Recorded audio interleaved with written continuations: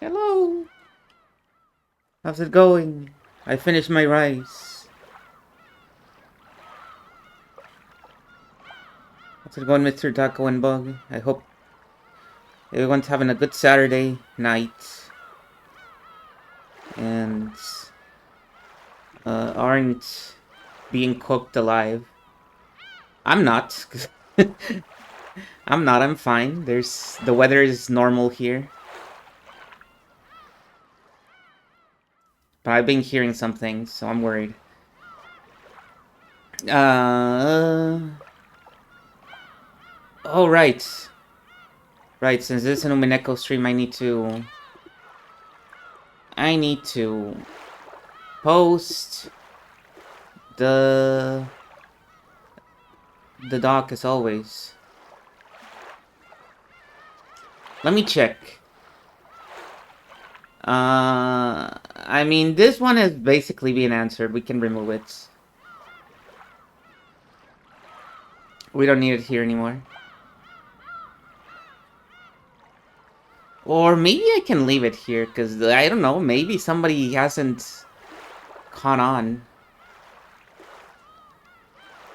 No, yeah, it's fine. It's fine. We'll just leave it as it is.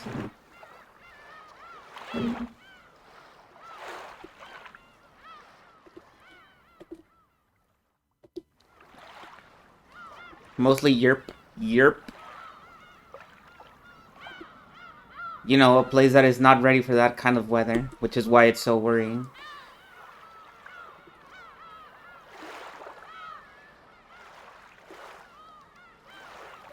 Like, we've gotten that temperature here, but only in, like, the desert towns. Like, Mexicali. And anywhere in the state of Sonora. And stuff like that. I assume it's the same in the United States. Like, 40 degrees Celsius weather is, like, the kind of weather you only see in, like, Arizona or places like that. Maybe Texas.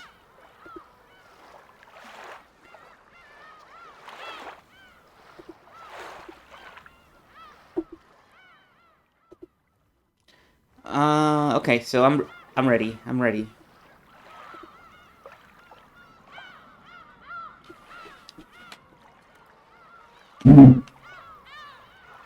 Don't be surprised if I end up doing a BRB within the first 30 minutes because I drank a lot of water.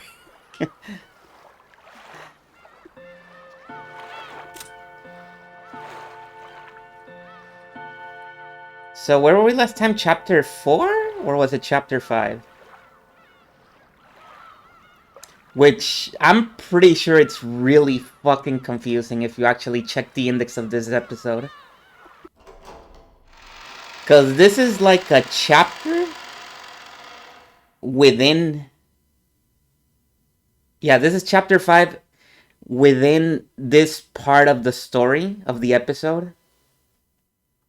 That's divided into chapters. But I'm pretty sure if you check the index of the total episode 7, this is like chapter 8 or 9. So chapter 8 or 9 is called chapter 5.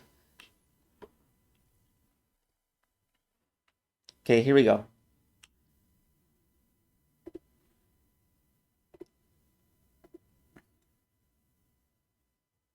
A new element. Oh, we're playing Undertale now. Oh no, that's a new medium. We're roughly halfway there.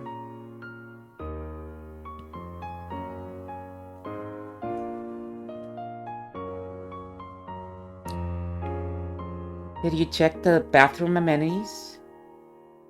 Yep. Went down the whole list. Did you make sure they're facing the right way when you set them down? Yes, of course. Oh, here's Mammon. Is Mammon just called Manon? Barely changed the name. Everything says the list says. Thanks. Genji-sama, the guest rooms are ready now. Good work. Make sure you check over everything with your own eyes, Shannon. Also, Madam has ordered us to change the tablecloth in the dining hall again. Why again?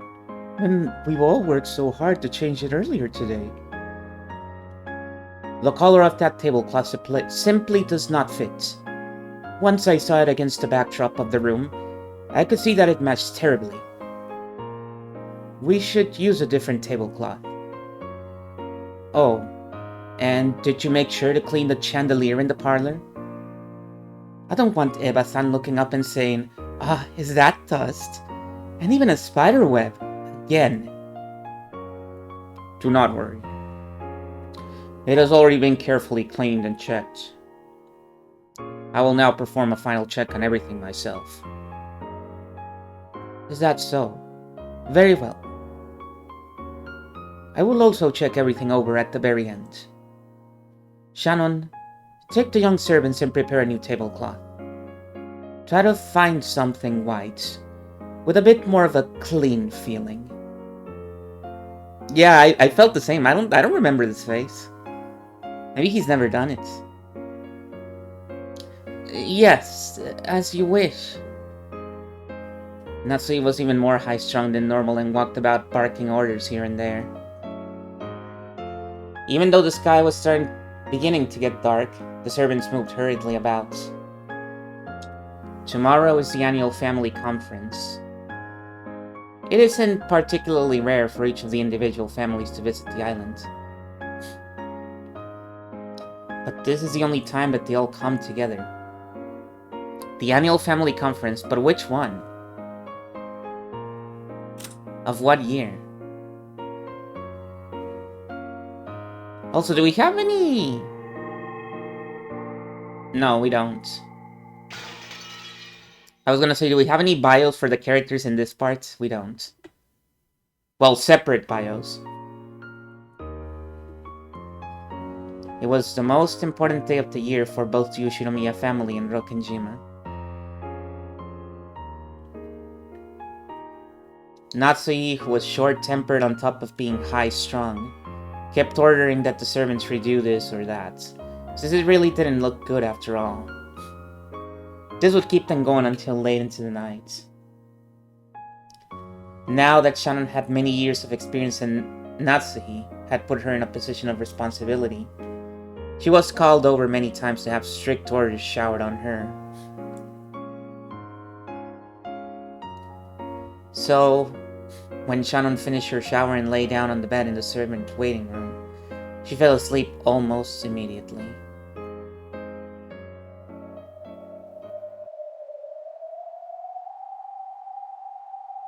I can hear the sound of winds coming from somewhere far away. It's a bit different from the sound wind outside a room would make. It's almost as though I was sitting in a deck chair in the rose garden, turning over in my sleep, with the feel of the wind in my hair. That's right, the feel. This isn't a sound, it's a feeling. Then is this the dream? Just as I was about to accept this theory, I thought I heard someone talking to me. My. It seems the work of a servant is just as boring as it ever was. Not only boring, but difficult, strict, constraining, joyless. All you get in return for your years of service is some level of respect from the newer servants. And even that is far from sufficient to repay you for all the hard work you've done.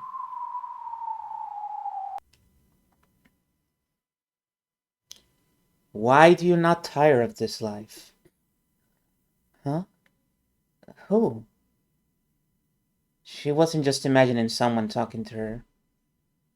She was shocked to find that it was real.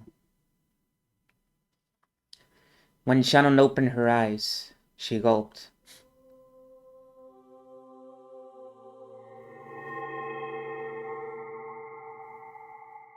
This place.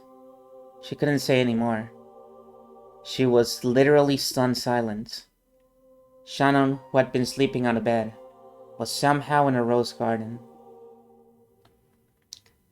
However, though this rose garden somehow resembled the rose garden in Rokkenjima, it was also completely different. After all, the roses were golden. And it wasn't just the flowers, but the dancing butterflies too.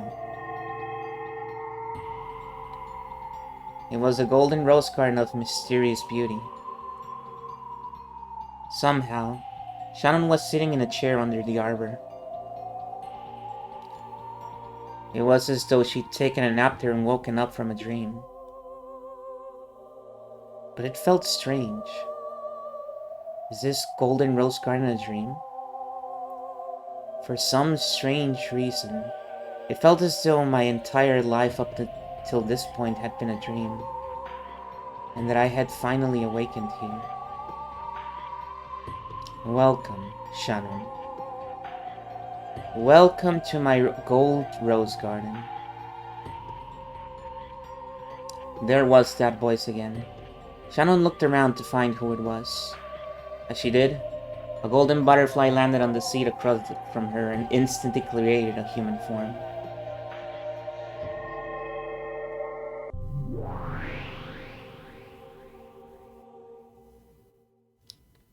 It has been quite some time, Shannon.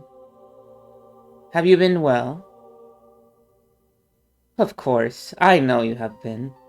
After all, I have been watching all of you. Every day.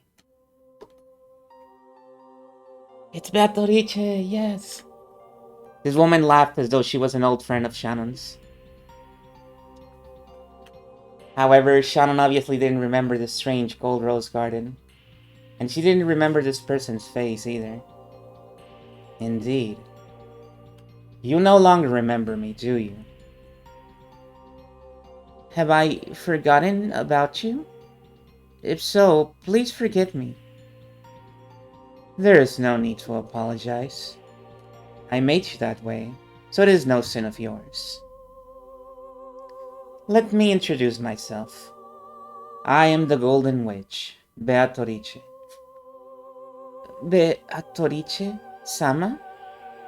The benefactor of the Ushiramiya family, whom the master always speaks of? Not that Beatrice. I am the Golden Witch, the one who rules over Okenjima's nights. I am the other master of the mansion, the one you always pay homage to. You are Beatrice-sama? You need not fear. The two of us used to be friends. No, roommates, did we not? At one time, I idolized you and tried to be the best servant I could. I've always had a single-person room, so I couldn't have had a... When we last parted, I stole away your memory. However, I have not forgotten that we were once roommates. I also remember that I was the one who destroyed our friendship and left. So as to not to leave you alone in sadness, I erased all of your memories and the very world of our days together.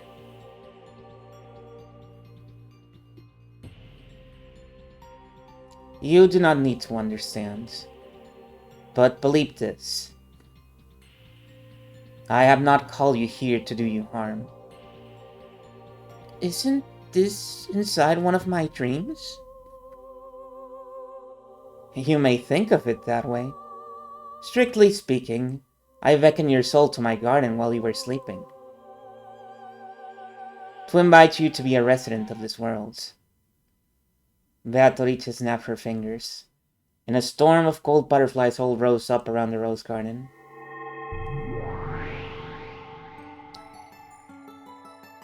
As the cloud of butterflies danced over the table, a gorgeous tea set appeared. There were teacups and a teapot, more elegant even than those used by the Ushinomiya family. The tea was filled to the brim and had a sweet rose scent, one which Shannon had never smelled before. Before there was even time to be amazed by that scent, butterflies started gathering one by one on the table, and a tea stand sprouted right out of it. It was like watching a magical mushroom from a fairy tale kingdom grow out of the ground. It was a many-layered tea stand, filled with beautiful cakes like edible jewels. Of course, there were also several lovely, light brown scones. The honey truly was a golden honey, with bits of gold leaf dancing through it.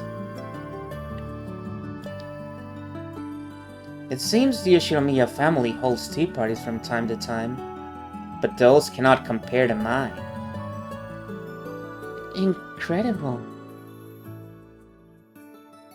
I've never seen anything like this. Even if you did, it would only have been as a waitress. You are my friends. I need no waitress. After all, I am a witch.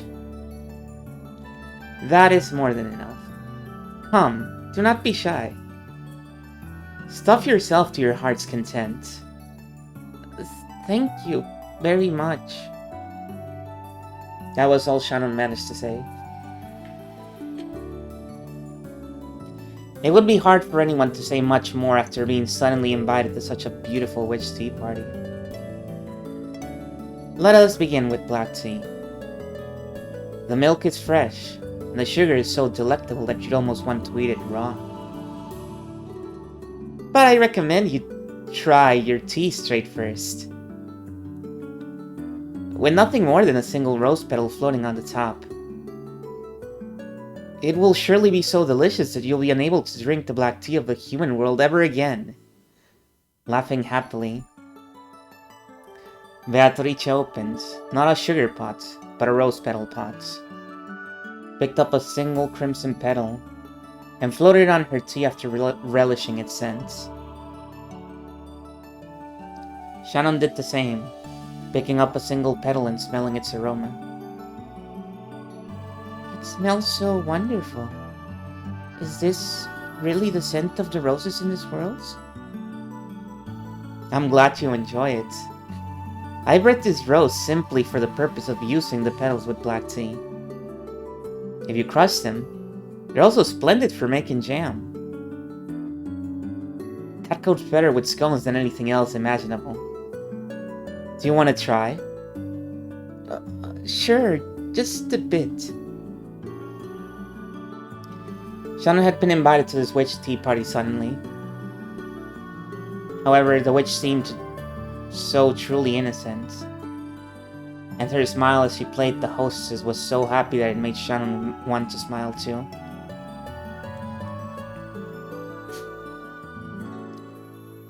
The tension in Shannon's heart gradually faded, and she started to enjoy her chat with this witch.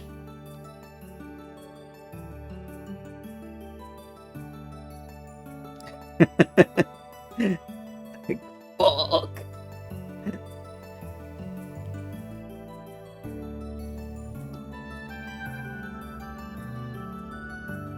Servant work really is tiring.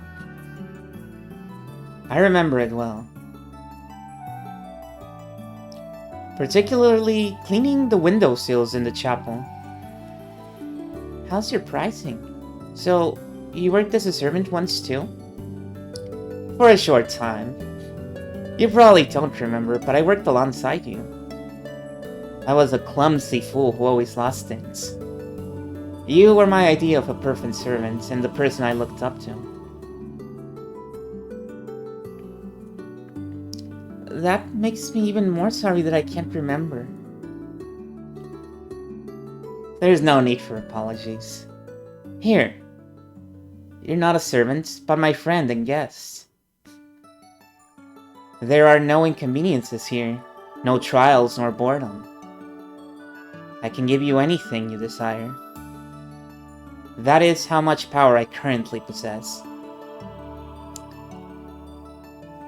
I wanted to let you know that I have now reached that level. I'm truly grateful to you for welcoming one with so few redeeming features in such an extravagant way. Think of it as a reward for all the painful days you have withstood. Come, gold butterflies. Don't let my friend get bored. Show her a little dance. When you are tired of that, allow me to call the band to perform any song you would like. When you have tired of that, my refined familiars will show you some conjuring tricks. Fear not, for time is endless here, and I can grant your wishes endlessly. My tea party has no ends. In a truly good mood, the witch told Shannon several strange stories. They were all stories Shannon had never heard before. Very interesting stories. And they were all odd, bizarre fairy tales. Shannon felt as though she had become Alice in Wonderland. If the Queen of Hearts had been murdered and she had to figure out who killed her. The time she spent at this tea party was strange, pleasant, and relaxed. No, the clocks had no hands at this tea party. So the time passed like a Sunday morning, when you can wrap yourself in your blanket for as long as you want. Some of you may not relate to this and say, that feels more like a Saturday morning to me. Remember, in Japan, they go to school on Saturdays.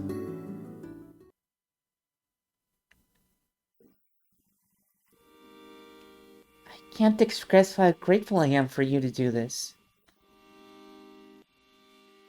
Good paraphrasing there. I salvaged it. There is no need for thanks.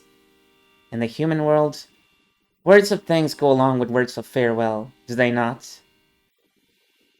There will be no end to this tea party, so there is no need for thanks either. I'll still thank you.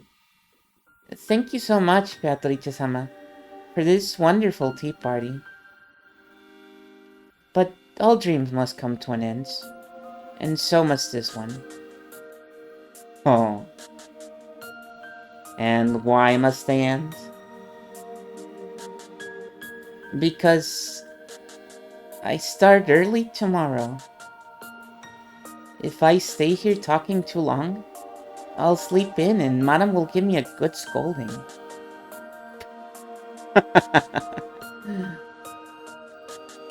Why are you so anxious to return to the world that's short-tempered, Natsuhi? Really now?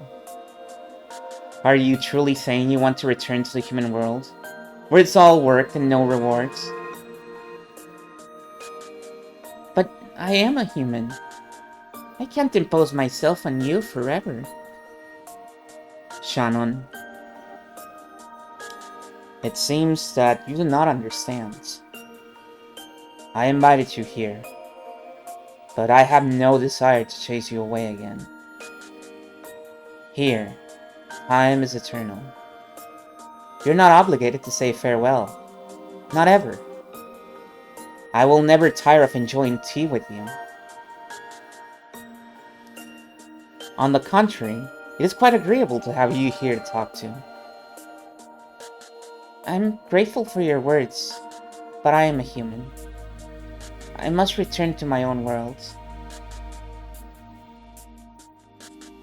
Why do you want to return to that colorless world, where you waste all your time with school and your job and the family works you to the bone? Despite all that, it's still my world. Shannon, does that sort of world really need to be yours? Let me be honest with you. Shannon, I didn't just invite you here. I came to take you home. Take me home? Like the song? Once, I tried to become a good servant like you. Then, I became fascinated by witches and became one myself, learning all the pleasures of magic. And now, I've come to take you home. Beatrice spoke quietly and slowly rose from her seat. Shannon, the world of witches truly is more fun than being a servant. This tea party is nothing more than a mere welcoming party for an old friends. We can hold as many fun festivities as we desire. That is the endless, the eternal. Now that this golden rose garden has been completed, I've reached my goal. This place is paradise. Yes, let us call it the Golden Paradise.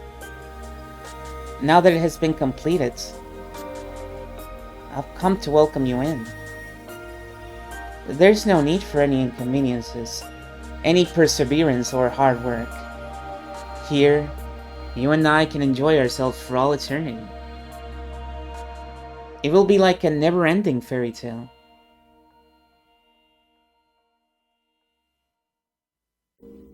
I'm truly grateful for your splendid proposal. However, I need to go back to my original world. Why? Because this isn't my world.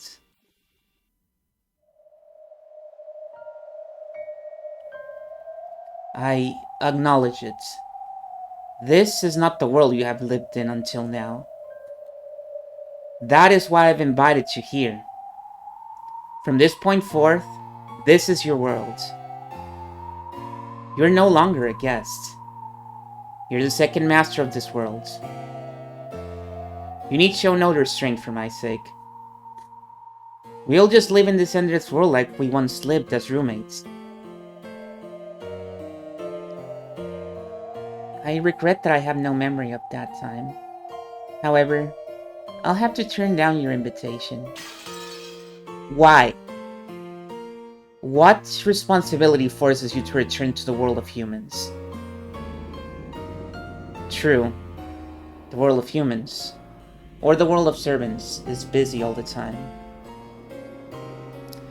Madame is strict, high-strung, and has a short temper.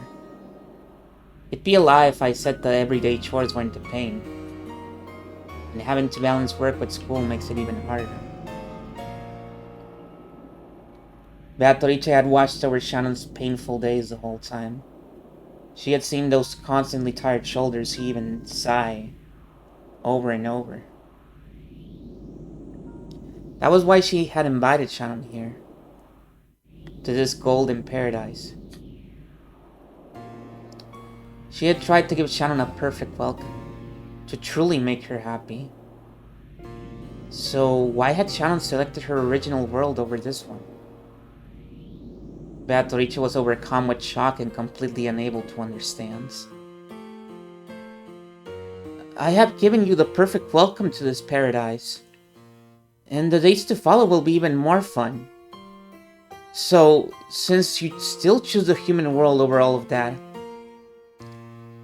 do you find something there that is even more fun than the pleasures of witches? That's right. There are things in the human world that are even more fun than magic.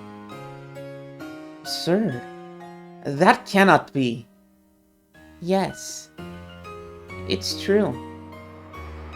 Shannon's expression was soft. However, her words were firm. There was something wonderfully fascinating in the human world. And that something was apparently in this paradise, where everything was supposedly just as they wanted it. Sir, I don't understand. As Beatrice muttered, she shifted restlessly several times. However, no matter how often she said it, Shannon smiled and faltered, and Beatrice couldn't think of an answer. In that case, it's time for me to leave. Your tea was delicious. I don't understand. I am the Great Golden Witch. The one who can have anything, endlessly. You tell me that I cannot give you what you want? Yes. I want to know. I believed I had everything, so tell me what it is I lack. I think that you already know. What could it be? We're still trying to figure it out. Isn't that why you invited me here?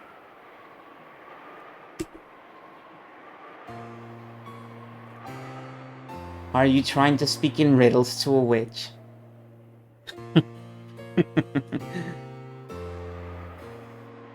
That's all for now, then. I can't live here. But I would be glad to come over whenever you invite me for tea. I won't call you again. Have no fear of that. Beatrice snapped her fingers, and Shannon popped out of existence. Shannon's soul had returned to the dream of her original self. While humans have many dreams in the night, they can remember none of them. The tea party in this paradise mixed in with many other dreams and vanished. The next morning, Shannon would not remember this tea party. However, Shannon's cup remained there. The witch who had lost her guest and was standing alone looked all the more lonely. The witch dug her fingernails into the tablecloth. That grimace as she bit her lower lip made it clear that she still hadn't solved the puzzle Shannon had left behind.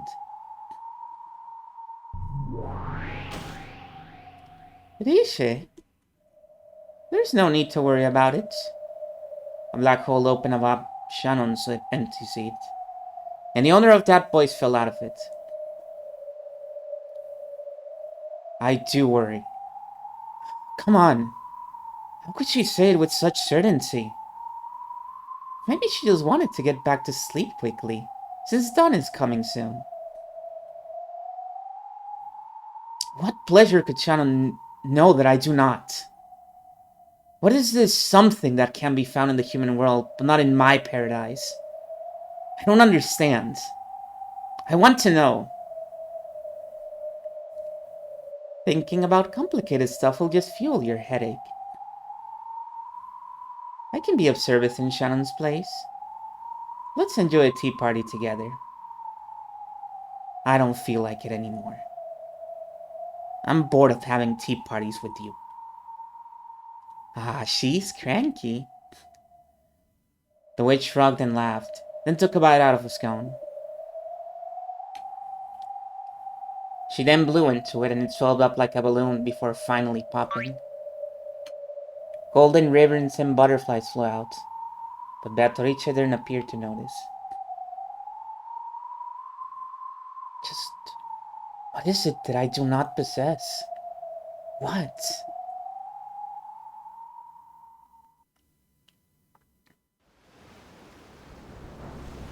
Cut. Change. Next scene, you see Shannon playing her Famicom, and everything makes sense. Oh shit, it's the boat guy! Watch your step there. Thank you, Captain. Make sure you take good care of yourself. I got a friend who sells this stuff that's supposed to be great for stiff shoulders. Boatman, hello! Everybody awaken my boatman. I'll bring you a sample next time. Oh, no need to trouble yourself, but thanks for caring. Hey, brats. How long are you gonna mess around up there? Let's go.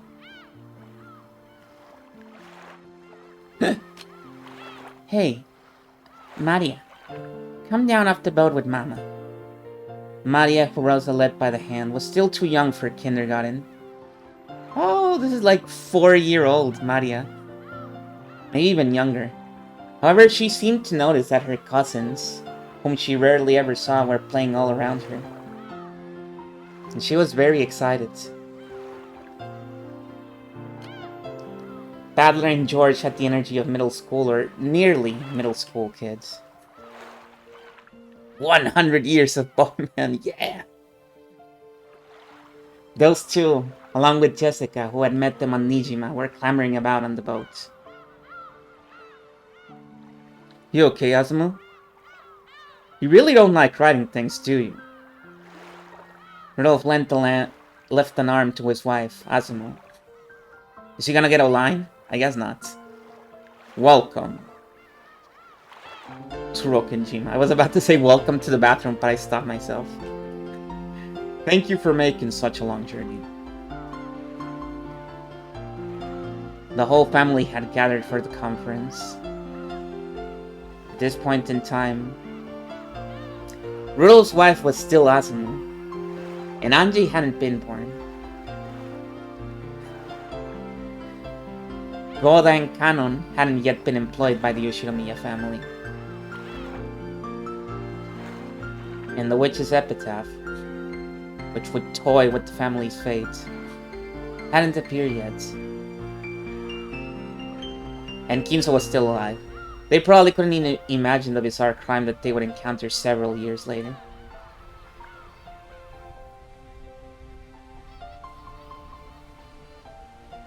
Pro-sama, Madam, the family has arrived. Good. Should I call for father? Please do. I will go welcome everyone. Oh, Shannon. Who cleaned this window frame? It still has dust on it. Quickly, wipe it off. As you wish, madam.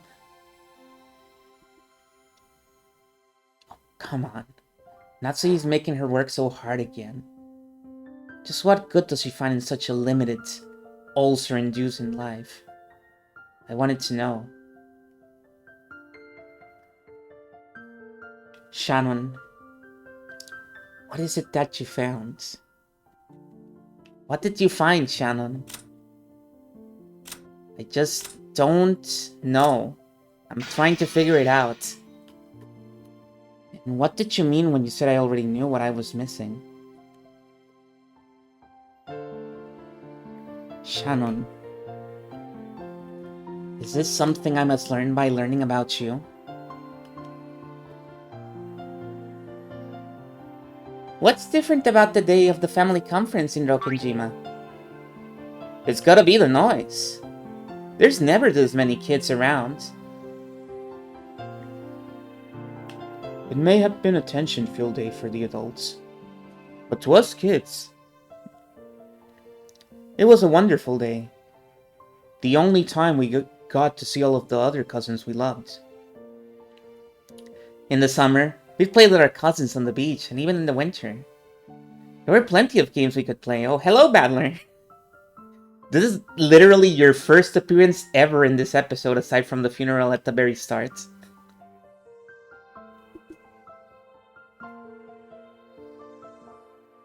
The family conferences were tons of fun for us. Who the fuck is this guy? That's Badler! You know. The clown. Same here. Mom was always yelling about how there must be no mistakes. But to me, it was just the day I got to play with all my cousins. After all, there's usually nothing at all to do in Rokenjima. Back when I was still a little brat, I was always jealous of Jessica, getting to live in this huge mansion with a private beach. But now that I try putting myself in her shoes, it must have been a pretty constricting place to live. Probably. There's hardly anything in Rokenjima. No friends' houses, no next-door neighbors, no neighborhood, no arcade. If you think of how Jessica must have felt,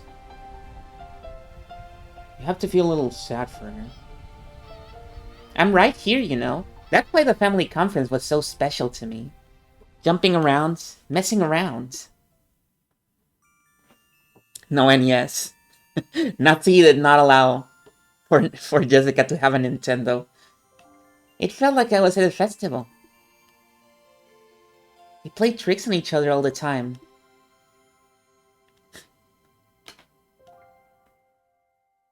If the adults always talked about adult things and told you go play somewhere else. And you were the three cousins at about the same age. Of course you'd horse around. No, not the three of us. The four of us. What? So on the skill computers. Yeah. But I thought Angie wasn't born yet. And Maria was still too young to play with you. You've got it wrong, 4-4. The cousins weren't the only ones at the same age. Shannon-chan was the fourth. She was about the same age as the rest of us. We think. Mom was always going on about not talking with the servant kids. But Shannon and I started to get close. After all, she was the girl closest to me in age on Rokkenjima. All four of us played together. We played at every family conference. Right, Shannon? Right. I knew that Madame would scold me if she found out, but I wouldn't have let her. You were always the one close friend I had who could understand me. Thank you for your words, milady. I simply could not hide my shock. How had she formed a relationship with the children of the family, despite being only a servant? Natsu had probably been very careful to prevent such a relationship. However, it's no surprise that Jessica, all alone on this island, would want to be friends with a kid her age. And Shannon was also alone on this island, without any friends her age. Though they both understood their relationships as a master and servants, they somehow managed to strike up a friendship. I wonder how old is Manon? Because a few scenes prior, they implied that Manon was currently working here. I guess she's older than her, like by, I don't know, 4, 5 years maybe? Then, at the family conference, Jessica had introduced Shannon to George and Badler.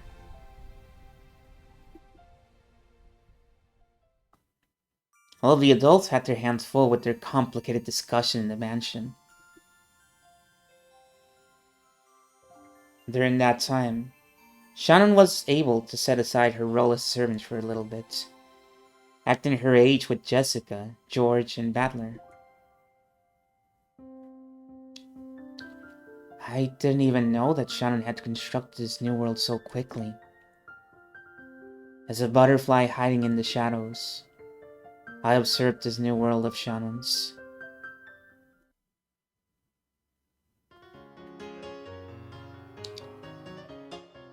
That day, ran all around the rose garden and the beach. Just running around and playing was a blast. Yep.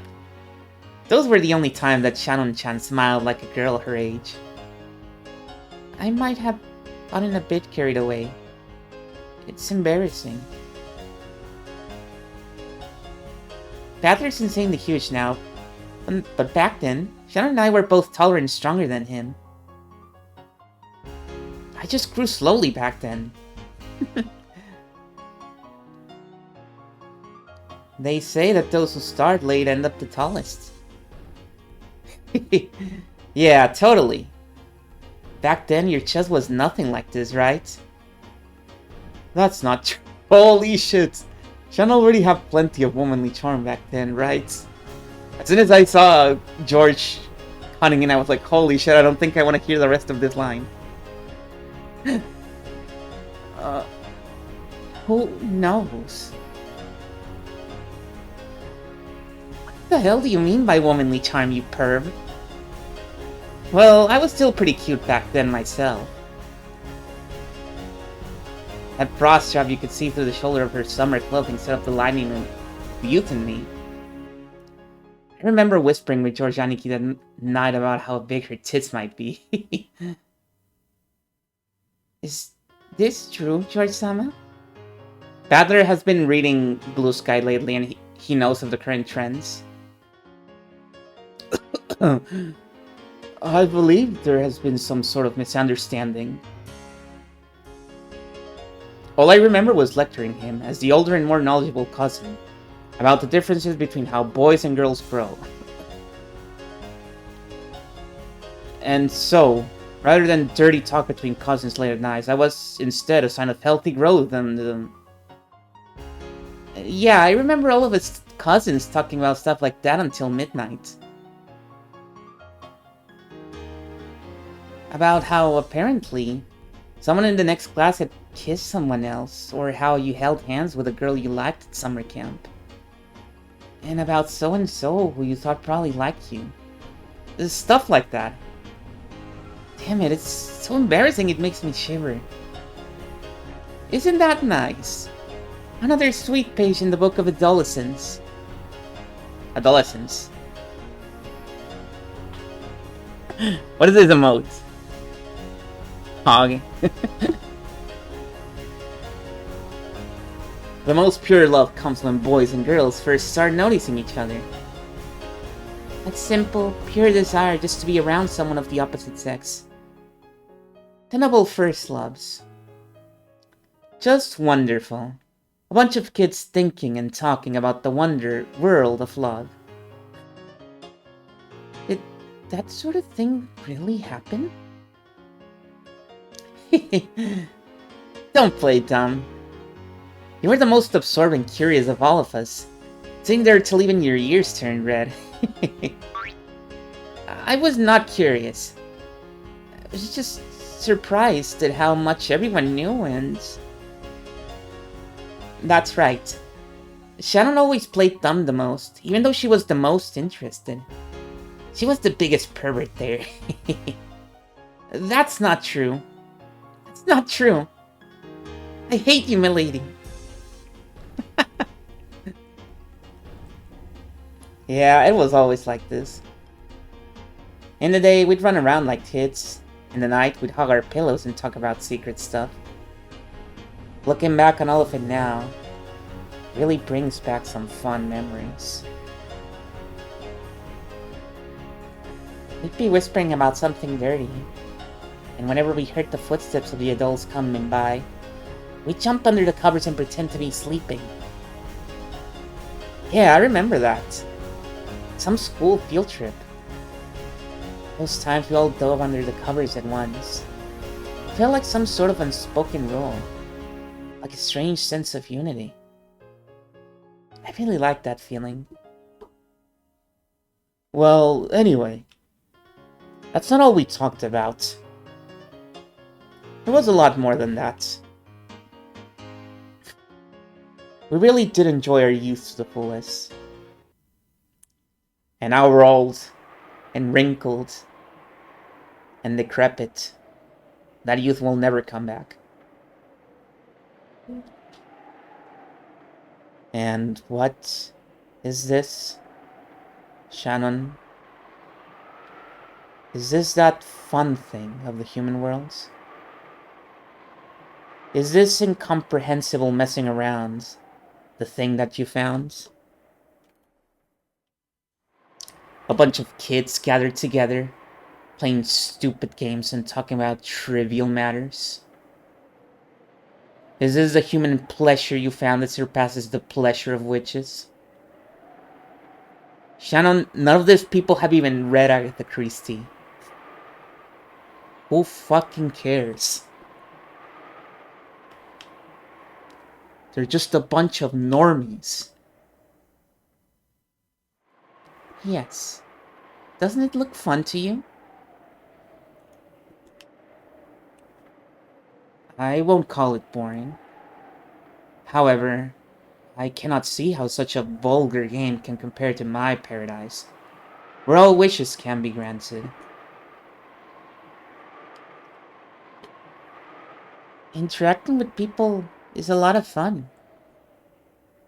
Of course, I also think your world is fun. But even so, I choose this world. I don't understand. I don't understand at all. Beatrice held her head as though she was having a headache. But no matter how much she grimaced, she couldn't think of an answer. Tell me,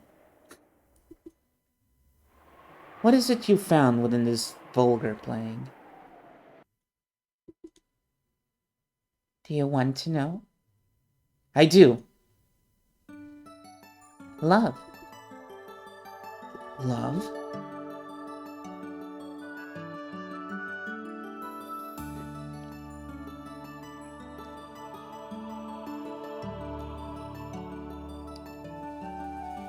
I don't know who's saying this. Here, it's the Queen book I promised.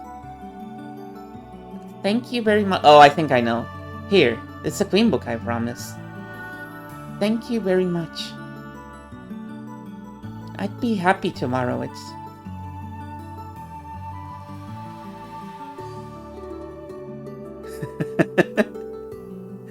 Just slurring over your mouth. Hello, you cannot see.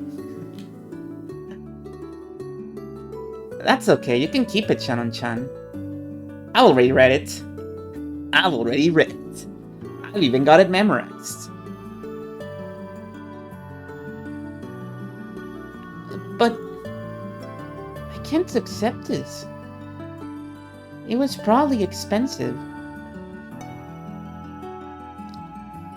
It's just something I got for a few hundred yen at the bazaar. Don't worry about it. Better if you read it quickly so we can talk about it. It's fun to talk about this sort of stuff with you, Shan-chan. Yes. It's fun for me too. It's much more fun to read mystery novels with two people instead of alone. I like talking about it and imagining all kinds of things. But mystery novels, reading is only half the fun. My theory is that you can only really enjoy it when you talk with other people who read it too. Our relationship began when we realized that we both read mystery novels. We were both surprised and very interested to find that the other not only read tons of mystery novels, but read them very thoroughly. Ever since then, it's been like this. Separate from the games we played with all of the cousins, the two of us met together for some time alone. At first, it was like a sort of contest to see who knew more than the other. However, eventually, this turned into respect for how much the other had read and how deeply they were able to think about it. Respect. Trust. Those emotions made our friendship even stronger. Of course, all of that had still fallen within the category of friendship.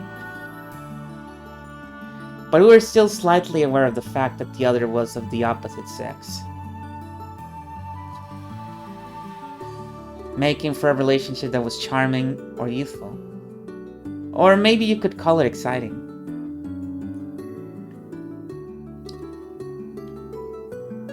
However, we were still at that age where calling us young men and women would probably be a bit too gracious. Of course, we didn't know anything about love. We hadn't even lost all of our milk teeth. So we couldn't understand that exciting feeling in our chest, both bitter and sweet, that we only felt when we were alone together. However, we realized that there was some unknown emotion hidden behind that feeling. And as our hearts raced, we had our hands upon the door. That was the exciting age we were at. So, at some point, our discussions about mystery novels became just an excuse for us meeting alone.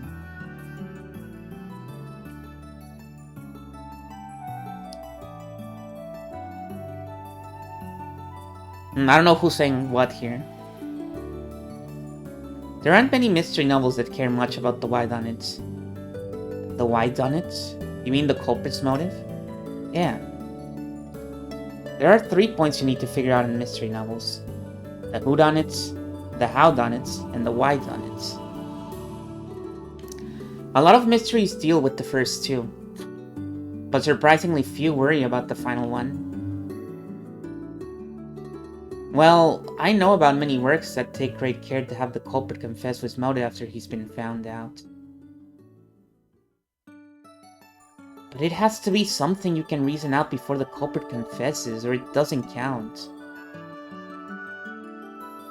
Personally, I think it's unfair for a person who supposedly didn't have a motive to commit the crime. Unless it's possible to reason his or her motive out. Who done it? Who's the culprits? How done it? How did he commit the crime? Why done it? Why did he commit the crime? There are a ton of works that asked about who the culprit is and what tricks they used. In fact, almost all are like that. For example, Ace Attorney is all about the how. It's a little bit about the who, but it's mainly about the how. However, I don't think there are many novels that ask you to figure out the motive. Good point. That might be the most neglected of the 3. Mysteries that don't take the whodunit seriously don't really feel complete to me. No, I'm not saying they're boring. It's more like they're missing the most important part. The most important part is missing. The heart. The heart is missing. The heart. I think the human heart is a really important thing. Okay, guys, I want to hear your opinions. Who's saying what here? Who do you think is saying? Who do you think is the enlightened one in this conversation? I'm starting to think it's Shannon. The person's gonna decide to commit murder, plan it out, get everything ready, and actually carry it out. You need an incredibly strong force of the heart. The heart is what moves people. In other words, only the heart can kill a person. When an emotional upheaval grows strong enough to make a person want to kill, the result is the tragedy called murder.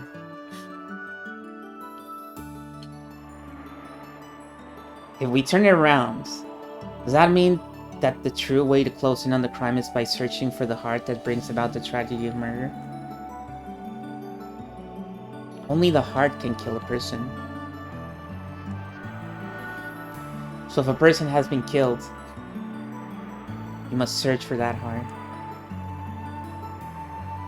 That's what he's saying. In this part of the story, you don't get to see it, but Will is in the audience seats just crying like, so true. That is so true. She gets it. That's why I can't really enjoy novels where the culprit is just a homicidal maniac who kills for fun.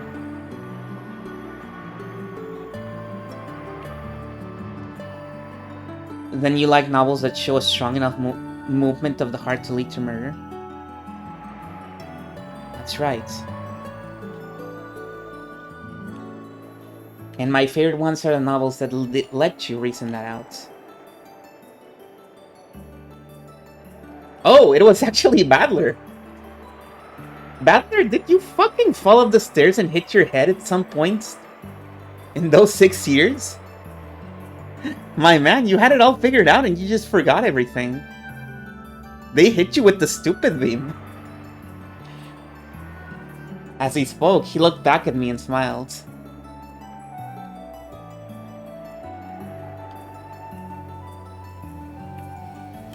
He changed all his intelligence points for tallness. Before today, I used to like novels that focus on exposing tricks.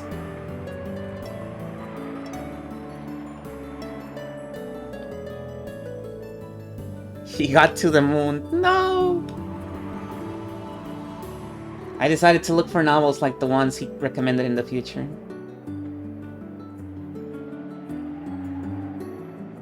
I don't like neglecting the heart. The heart is what makes people move. Yeah. I think you're right. This isn't limited to the mystery genre.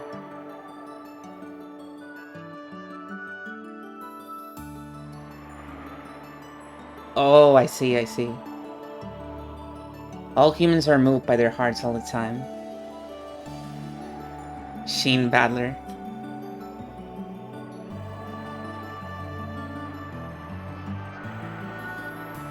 Being able to notice the heart is what allows for interactions between people. No, interactions between hearts. None of us humans can live on our own. And yet, we have no way of peeking into the hearts of others. That's why every meeting between people is a mystery of the heart.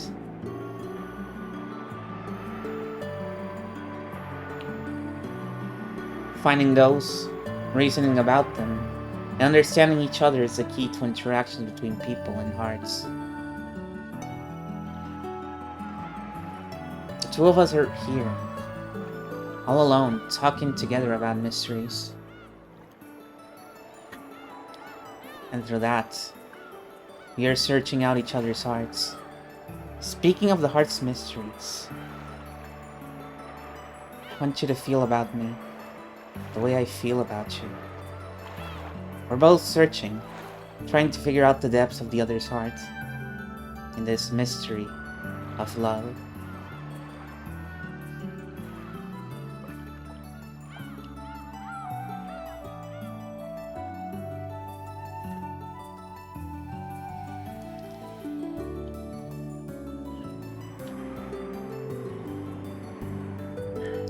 Look how late it's gotten.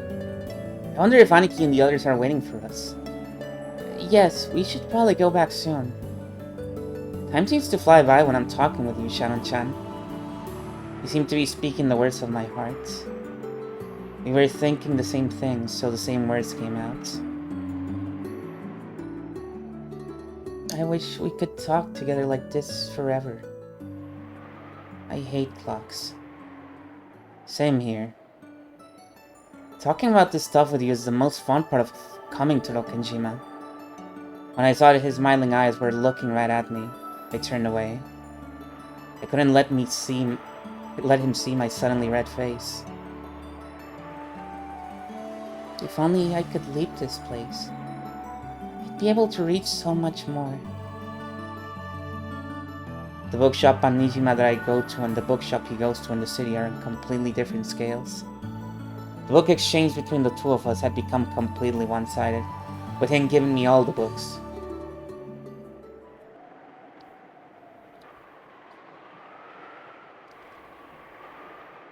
How long do you plan to be a servant, Shannon-chan?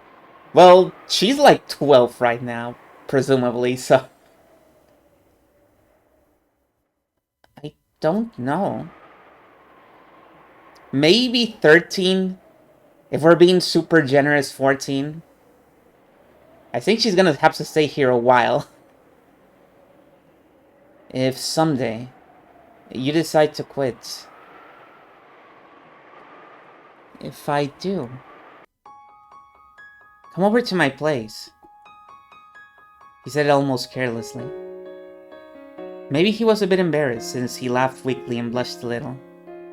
And then we won't need to worry about time running out anymore. That's right. We could be together as long as we wanted.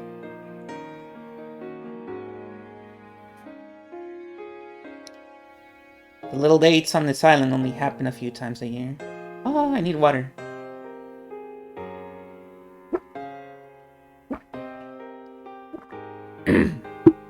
Oh, so now they're dates, huh? And even when they did happen, it was only for a short uncertain period of time. It wouldn't work over the phone or with letters. We can only talk about our mystery when we're standing together like this. I know that day will come someday. You think it will? Yeah, I'm certain of it. Certain. Why is he certain? When that day comes, I'll come for you, riding a white horse. His famous line. What? After saying this, he turned away. He was probably too proud to show me his blushing cheeks. But even without seeing, I knew what his face looked like. To come riding on a white horse. Isn't that like a prince riding a white horse? So what exactly does that mean? Does it mean you're going to be my prince? My mind was going blank, so I just couldn't reason out his mystery of love, even though it was all plain and simple. I wonder when that day will come. Anytime you're ready. Huh? My heart skipped a beat. It was so sweet, yet it hurts. Anytime's good for me. This is your life we're talking about, Shannon-chan. You should think about it carefully before you decide. And once you've made up your mind, I'll respect your decision, no matter when you make it. Okay. I'll keep on waiting until that day comes.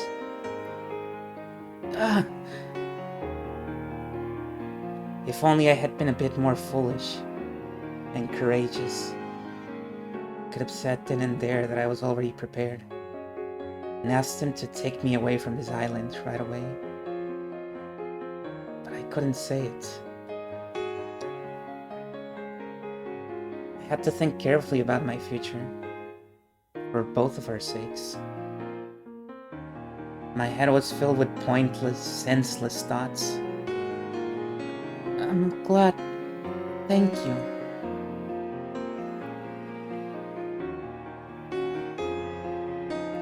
Oh no, Shannon, you hit him with the thank you. It's over. With his back still to me. He scratched his head and laughed. I knew he was doing this out of embarrassment, so I could clearly tell what his expression must have been. In the same way, he must have realized what my face looked like. Both puzzle solvers of love. We theorize about each other's love, solving each other's mysteries.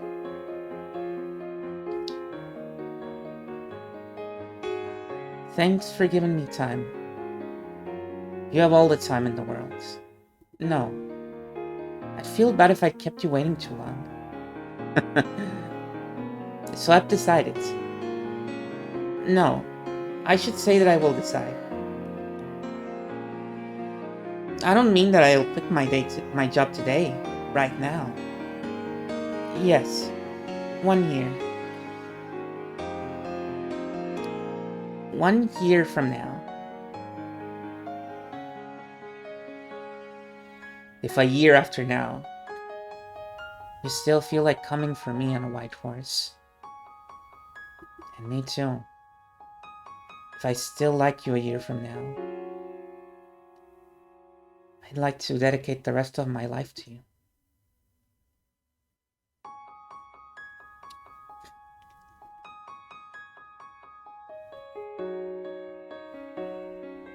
One year from now. Right here, I'd like to make my decision. A year, huh? That sounds good.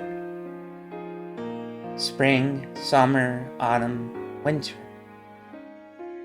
That's a good amount of time to look honestly into your hearts. So, next year. Please, come for me. Okay? Yep. He responded to my cowardly determination with a quick, strong answer.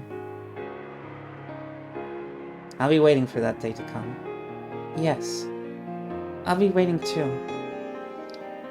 Make sure you come, okay? Yeah. Don't forget. Come here next year, okay? Yeah. I'll come. That's for certain. I'll meet you here.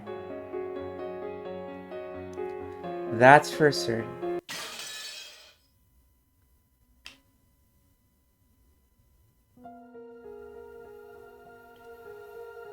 I see. So, this emotion that feels like a sweet suffocation is love. It is an emotion I do not know. One I do not have. Though my magic can grant any wish, though my paradise can grant any wish, that thing I cannot have, that incomprehensible emotion, that burns like fire, and yet madly one wants to hold it close. All I know is that no matter how great a witch I might have become, I cannot create this emotion. It must be given by another person. For the first time, I realized that I wasn't all powerful. And I knew that Shannon had discovered in the world of humans. This emotion, it's just too much. Once you felt it, there's no forgetting it, is there? Shannon, you win. Love, is it? It may be the most important element, and the one that I lack. Shannon, I'll watch and see how your love develops. So please, teach me more and more about this new emotion. She will.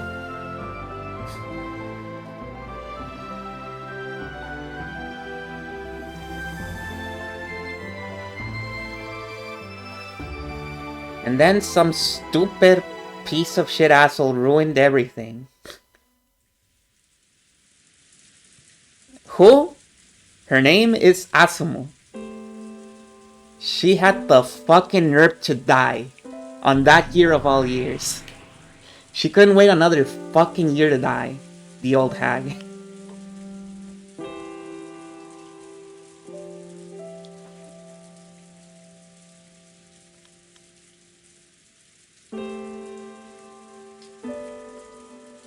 Okay, give me a second. I'll take that BRB that I mentioned earlier. I actually managed to hold out for like an extra hour. I'll be right back.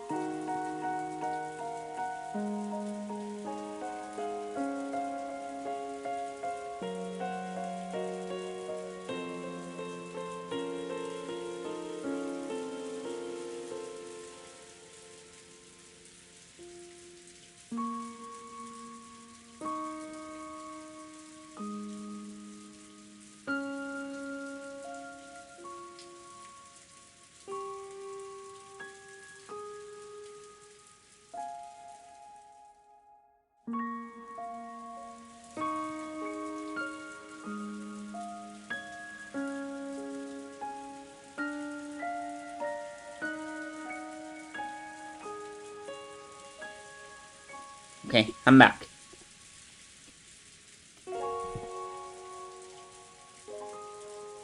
No, don't become yellow. Go back to green. Come on, thank you. Now wait. No, you're still yellow. Hang on. You're being weird. Settle down. I don't like it when you do that. Okay, you settle down. Cool.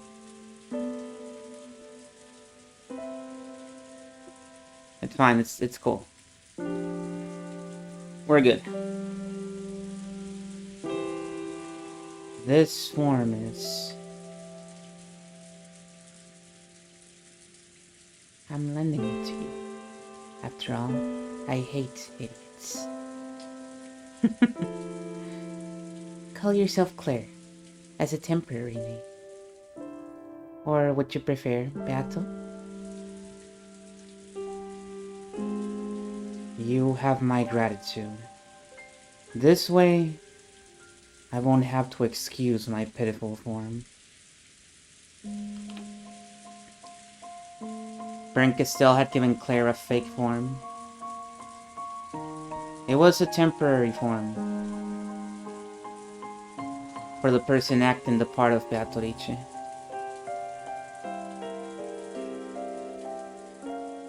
Oh, where's the cat? I forgot. No!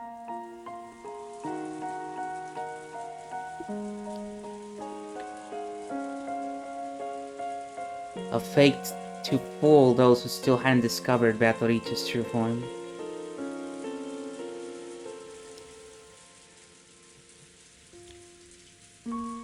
Then, is this a tale about me in another world? Leon, this is indeed a tale of you in another world, and also my tale. The tale of a world where I live as a witch, not a human. I am capable of imagining what-if scenarios for my own life. However, the tale you tell is beyond anything I can imagine. Even so, it's the life that another you has led. But still, that doesn't mean I can accept it easily. Leon suddenly yelled and looked at the floor. Leon already knew. Because of the fragments lent by Brinkestel, Leon knew. There was a different world, where Leon lived as the Golden Witch Beatrice. And in this world, eventually, on the day of the 1986 October Family Conference, she would be the ringleader of a terrible crime. Even if it's a different world, you're saying that I get my entire family and all of the servants involved in a terrible crime that I'm the mastermind of? How am I supposed to deal with that? Be quiet, listen, and figure it out. A woman is talking, Leon. Sit down and listen. Listen and learn.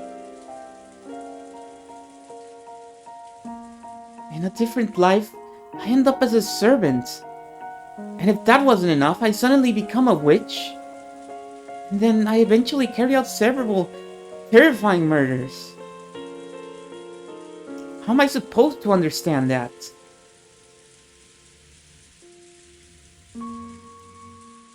Oh fuck, I almost forgot. Hello. Look at me.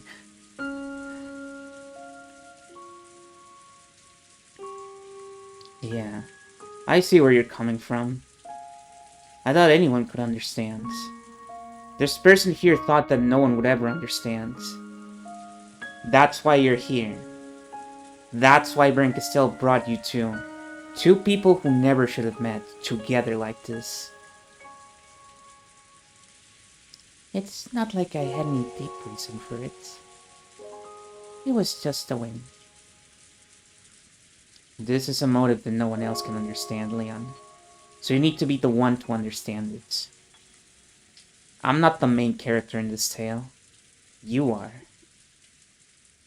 I'm just here to help you understand.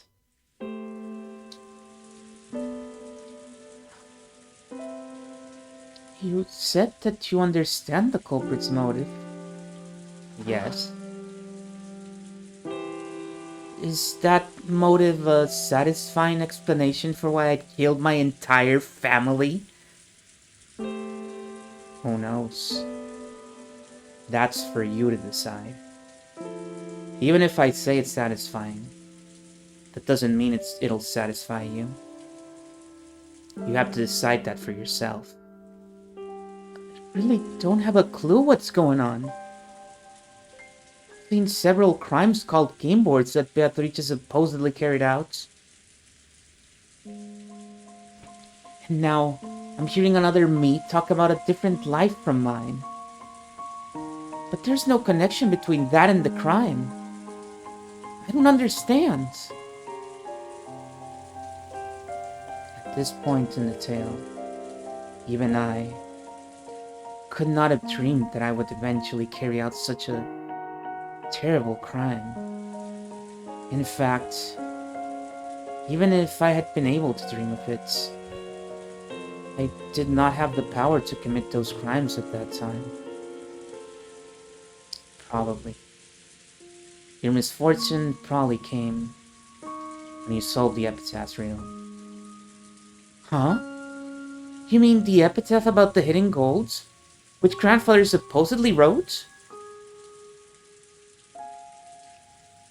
There exists a system for getting different accomplices for each crime. Reasoning can lead us to the possibility that the culprits possessed a vast amount of money. We can also envision another system, which involves inviting all to the Golden Lands, and making all loves bear fruit. So, it wasn't just a motive. You've already seen that far as well. That's the answer to the final riddle of the fourth game. Your greatest misfortune was solving the epitaph.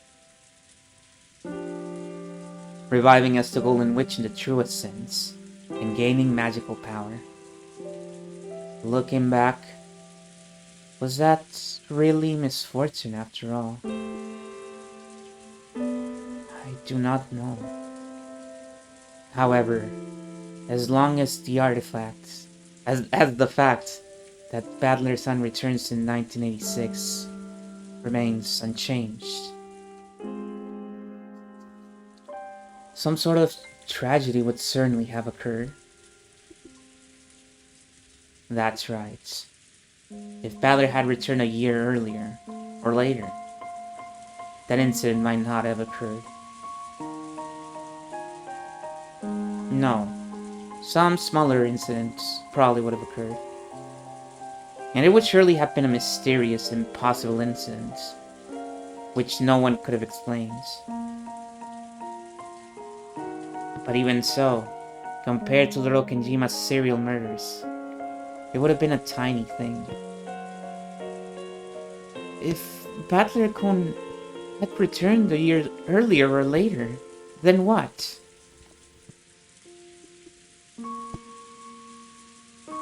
Fate can be so filled with irony. It made me walk the path of a witch, and when I solved the epitaph, I became a true witch. Then, 6 years passed, and I learned of his return. If all of that was fate, then this crime must have been inevitable and inescapable for me. In 1980, Badler was resentful because of the death of his mother, Azumu, and his father's remarriage that came too soon, so he left the Ushinomiya family.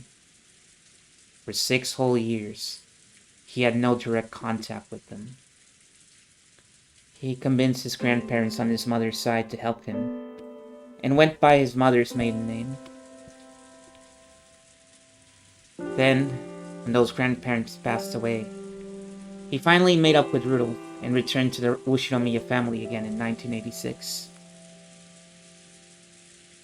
That bad luck gave birth to your motive for the crime. I did wonder why, after 6 whole years, did he finally come back? I understand. In a way, it would have been better for you if he had never come back. Of course, my suffering would have continued. However, I may not have tainted myself with the unforgivable crime of mass murder. How could Pathercon leaving create a motive? You've got it backwards. Backwards? The crime didn't occur because Badler left. It happened because Badler came back.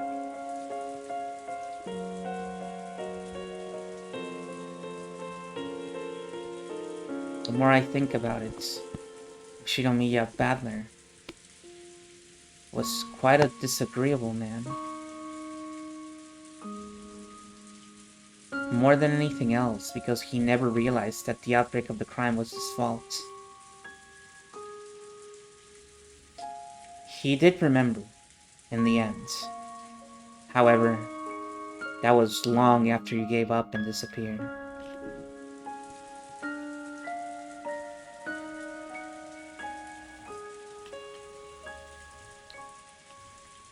Disagreeable is a good way to put it. If that is so, then it would give my heart some peace.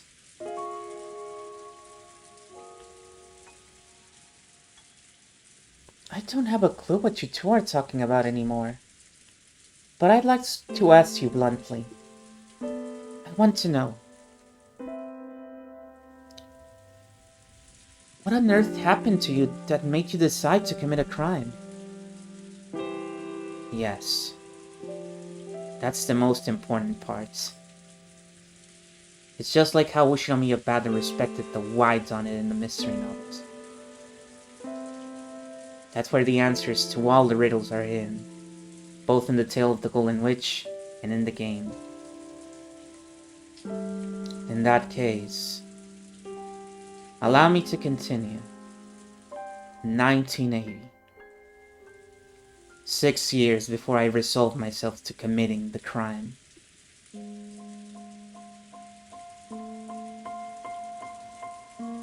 Chapter 6, Days of Trials.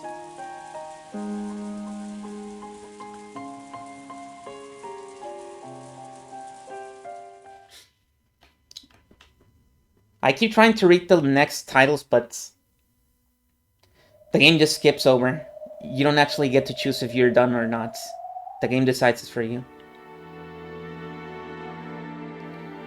Badler-sama has left the Yoshiromiya family? That's what Krau-sama and Rudolph-sama were saying. What a shock!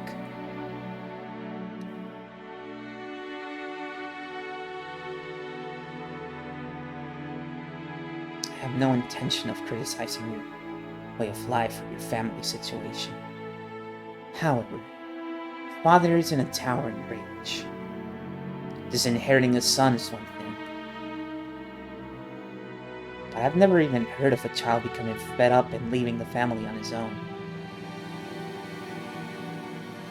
That Battler can be surprisingly stubborn. Sort of like someone else I know.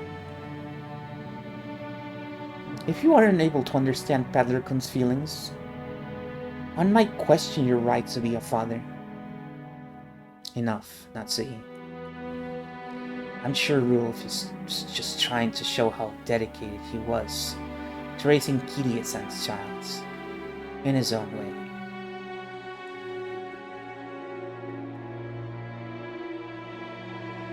I would have nothing to say if this were happening next year. But why this year? He's still in his period of mourning. If you consider the timing of this pregnancy, one must acknowledge that Rudolf's-san has acted disgracefully. Come on, don't be so harsh. This is my way of atoning for what I've done.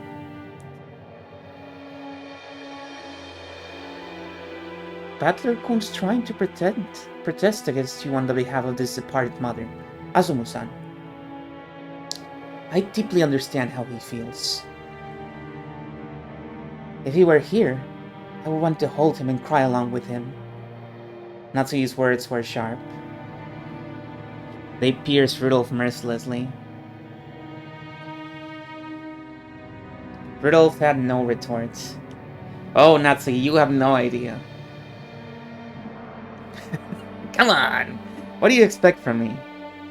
You have no idea, Natsuhi. If you knew the whole story, Natsuhi, you would not be reacting that way. You would be kicking the guy out. His relationship with Kirie had been adulterous.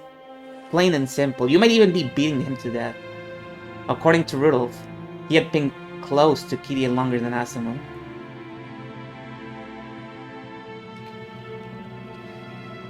And even after his marriage to Azumu, that relationship had not disappeared.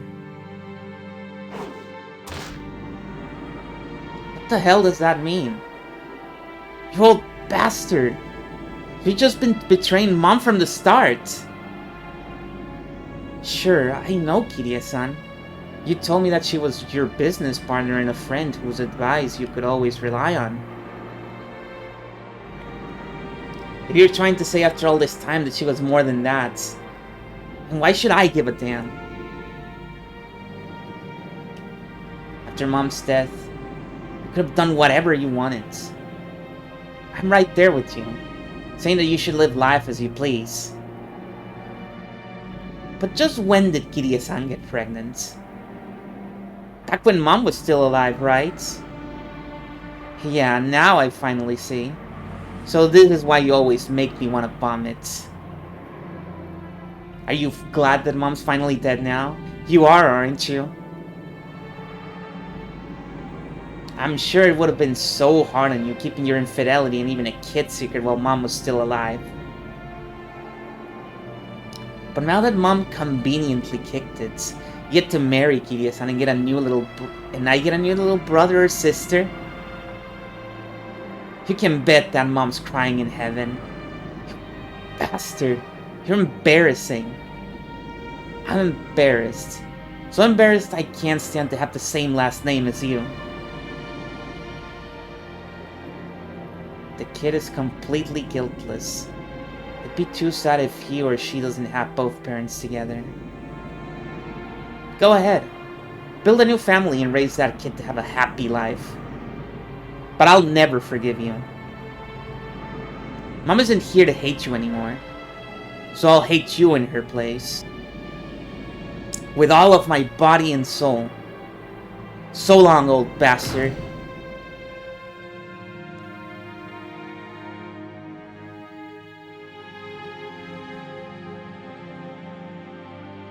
That is enough, Natsuhi.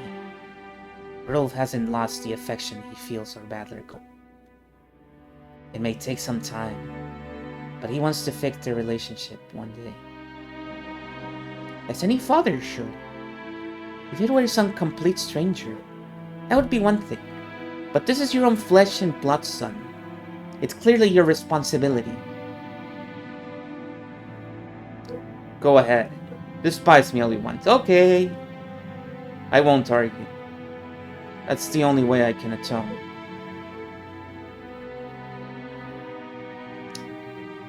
At the very least, make sure you give the new child a happy life. Kid who's going to be born. Badly.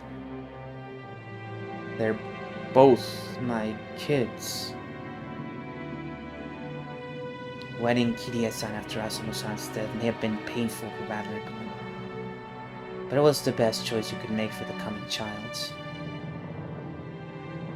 I understand why you did it. I mean, the child is not gonna remember anything from the first 2 years of its life. And I understand why Badler-kun felt like telling you that you were happy Asumu-san is dead. Stop, Natsuki. Rolf has already been scolded enough by the person most fit to do so. Now then, how about some black tea? Could you go ask someone in the kitchen to make us some? Understood. Natsuki took this as a signal to leave the room and did so. When she left, Krauss relaxed slightly. I feel bad for Asumu-san, but if we consider the timing of that soon-to-be-born child, this might have been quite the coincidence. Almost as though Asumu knew that, and stepped down from the stage of her own choosing. Did I kill Asumu? I don't know, did you? If so, how long has it been since I started killing her? If you still treasure Asumu-san's memory, then no matter how many years it takes, you must fix your relationship with Badler-kun. Yeah, I know. And be sure to pour just as much affection on Kirie-san and the new child that is to be born, while also bearing Asumu-san's cross. If they have reserved some seating in hell, they do. I'd like to reserve myself a VIP spot.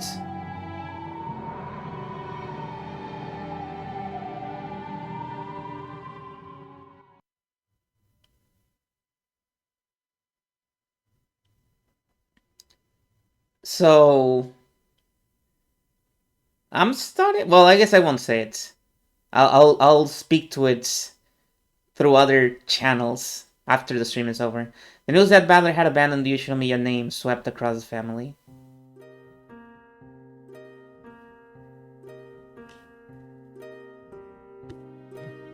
And poor Badler's son too. I do believe that he'll make up with them eventually, but this is a matter for the family. It is not something servants need to concern themselves with. Thank fucking God. Instead, we should focus on memorizing the face of the newest member of the Ushinomiya family, Kirie-sama. Yes, that's true. She will be coming to the family conference this year. If the person who just joined the Ushinomiya family would be coming to the conference, then what about the person who just left the family?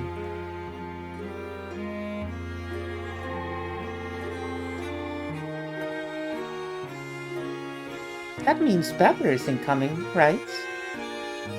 That seems the most probable outcome.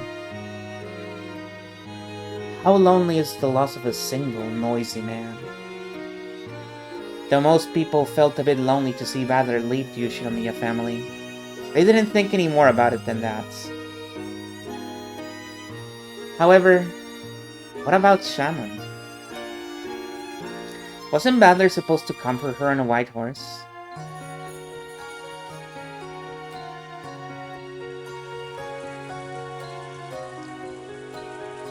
I was surprised at first. I thought that, since he had left the family, he might not be coming to this island anymore. If we consider Badler-san's feelings, this is only natural, I guess. I understand painfully well why he wanted to leave his family. Does that really mean that he won't come to Rokkenjima anymore? What on earth is going on? Will he really never return? Unable to answer him this directly, I was forced to leave each day fretfully. Paddler's son, I understand how you feel, but to say that you'll never return because you've abandoned your family, that's a lie, right? I was so confused that the world seemed to be spinning around me. I had a tight feeling in my chest. Couldn't think about anything. When I happened to touch my cheek, I was surprised to find it hot and wet. While wearing a truly miserable expression on my face, I was crying. Shannon. Shannon. From far away, I could hear someone calling to me. But it was a very strange sort of distance. It felt very far away. The voice also seemed to be coming from right beside me.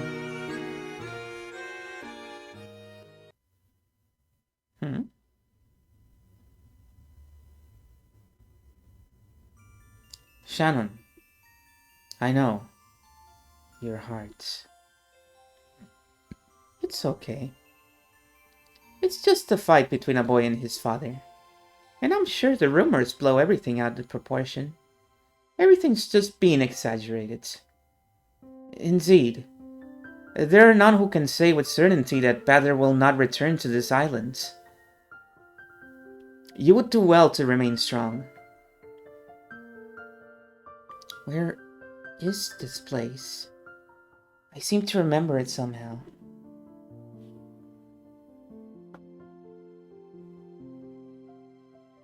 I think it...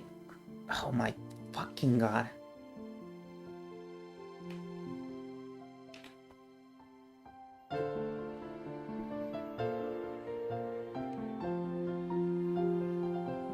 I think it reminds me of the scenery from a strange dream I once had. Then, this must be another dream. I was there, under an arbor surrounded by a golden rose garden, and two witches in the white and red dresses were showering words of encouragement upon me.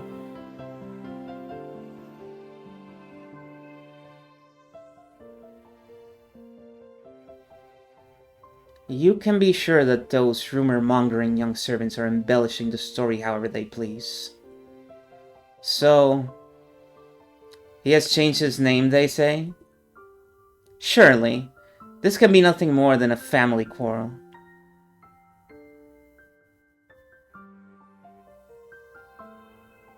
Oh my god, my fucking frame rate is even so much shit right now.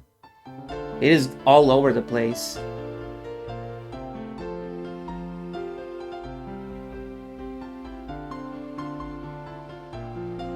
Thank you. I wish I could believe that. Of course it's true. He's a boy after all. You can hardly be surprised that he's had a few arguments with his dad. Precisely, as you say. Clearly. They will make it up to each other once they cool their heads.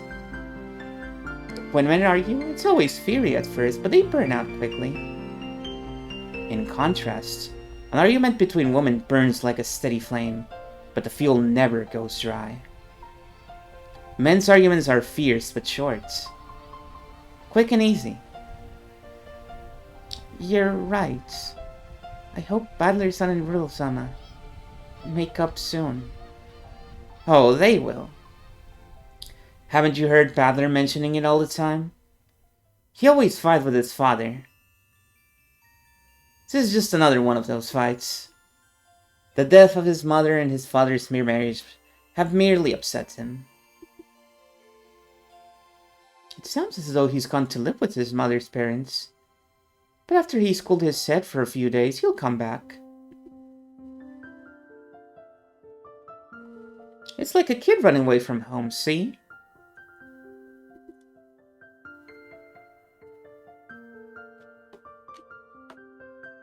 The two witches kept saying that Paddler's fight hadn't been anything huge. If it had been a mere family quarrel, the rumors wouldn't have started in the first place. Taking an optimistic view here isn't likely to prove useful. No, I need to fucking restart the router. It's driving me nuts how much it's eating shit. I restarted before starting the stream, so this wouldn't happen, and it's doing it anyways. So I have to restart again. I'll be right back.